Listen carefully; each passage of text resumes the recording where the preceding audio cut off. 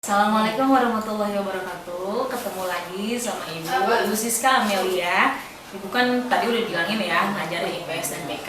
Di sini Ibu akan kasih materi untuk kalian tentang kepramukaan. Sedikit aja, sebentar aja ya.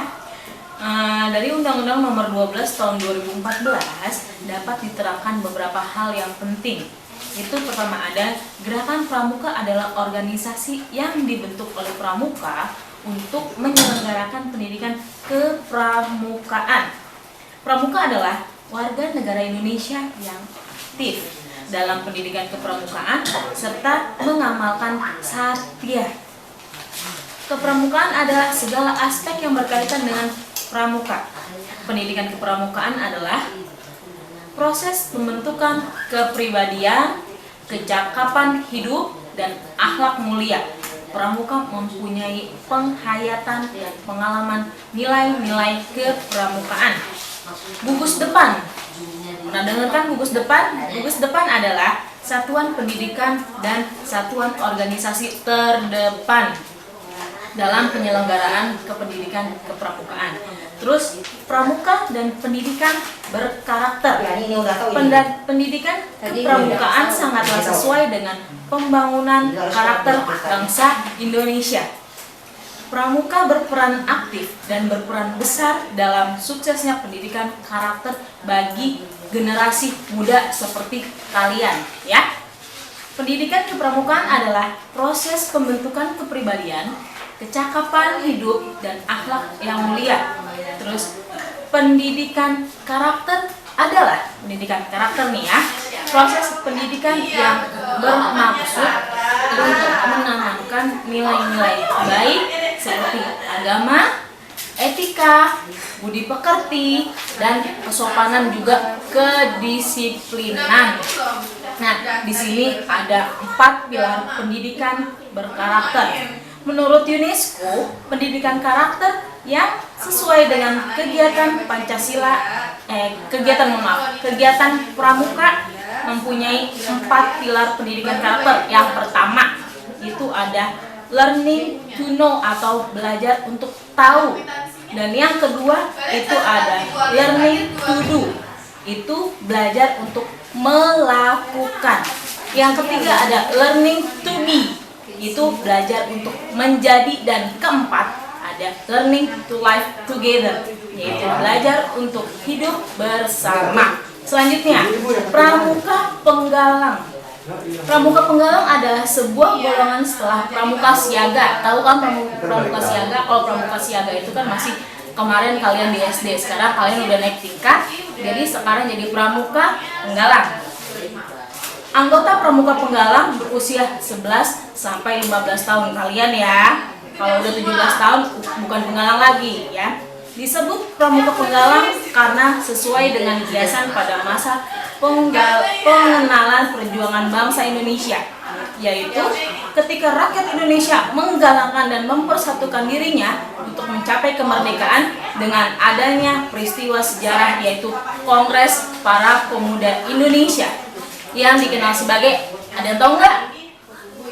Kongres Pemuda Indonesia, ada yang tahu nggak apa itu? Nah, itu tuh namanya Sumpah Pemuda pada tahun 1928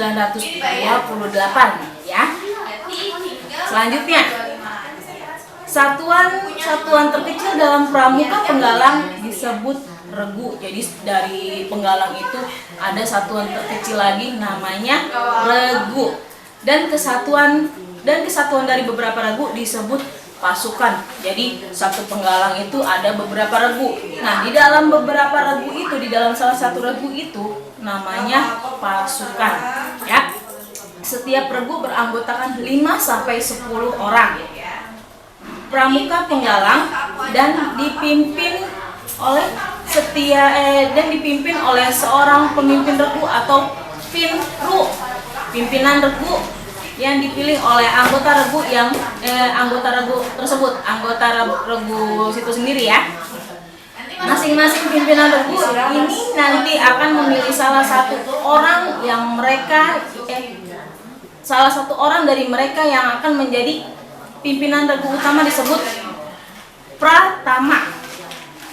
Pasukan yang terdiri dari beberapa regu tersebut dipimpin oleh seorang pratama, ya. Pratama, pimpinan regu itu namanya pratama. Dalam golongan pramuka penggalang yaitu ada tingkatan. Ada 3 tingkatan. Pertama tingkatan ramu, yang kedua ada rakit, yang ketiga ada terap. Ya. Setiap anggota penggalang yang telah menyelesaikan SKU, tahu nggak SKU? Waktu di siaga, tahu nggak SKU? SKU itu syarat kecakapan umum. Itu bukan uang saku ya. SKU. Berhak mengenakan TKU, apalagi TKU tuh enggak? TKU itu tanda kecakapan umum, betul. TKU itu tanda kecakapan umum sesuai dengan tingkatan yang dikenakan pada lengan baju sebelah kiri. Sini ya, lengan baju sebelah kiri. Nah, selanjutnya TKU untuk penggalang berbentuk sebuah janur yang berlipat 2 dengan gambar manggar, yakni nama bunga pohon kelapa. Nanti kalian bisa cari, kalian bisa searching apa bisa kalian lihat bagaimana lambang dari manggar, ya.